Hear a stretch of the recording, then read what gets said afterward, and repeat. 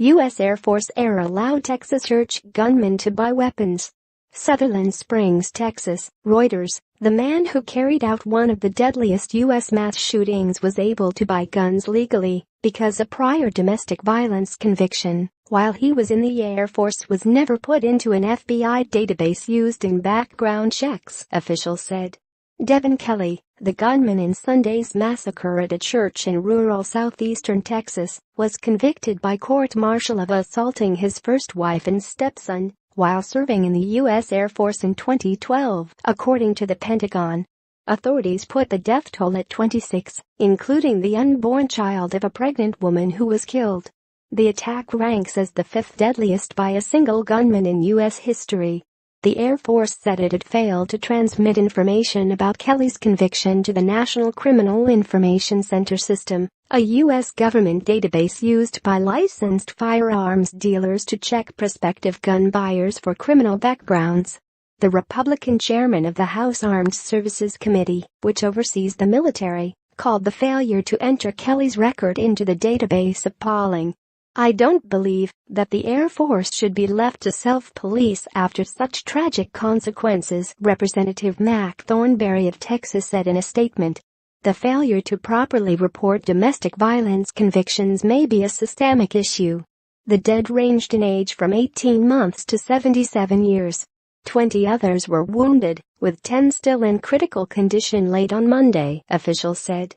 Kelley died of a self-inflicted gunshot wound in his getaway vehicle, where authorities found 2 handguns. Freeman Martin, a spokesman for the State Department of Public Safety, told the news conference on Monday.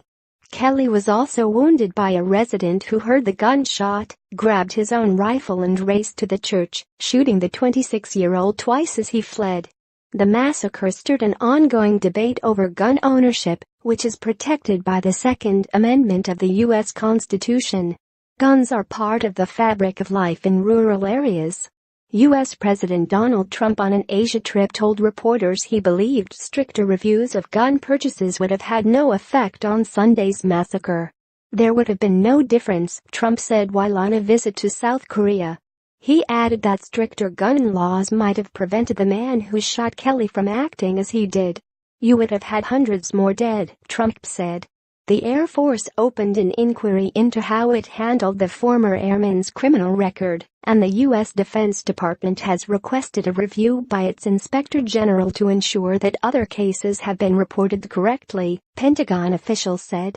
Firearms experts said the case involving Kelley, who spent a year in military detention before his bad conduct discharge from the Air Force in 2014, has exposed a previously unnoticed weak link in the system of background checks. U.S. Defense Secretary James Mattis told reporters en route to Brussels that the Air Force was still working to determine exactly how the error occurred. "First, I have to define what the problem is. If the problem is we didn't put something out, we will correct that," Mattis said. "It is illegal under federal law to sell the gun to someone who has been convicted of a crime involving domestic violence against a spouse or child." Federal databases did not contain any information that would have barred Kelley from legally buying any of 3 weapons police recovered from their investigation, said Christopher Combs, special agent in charge of the Federal Bureau of Investigation office in San Antonio. Kelley stormed into the First Baptist Church in Sutherland Springs, population about 400, opening fire with a Ruger R556 assault rifle.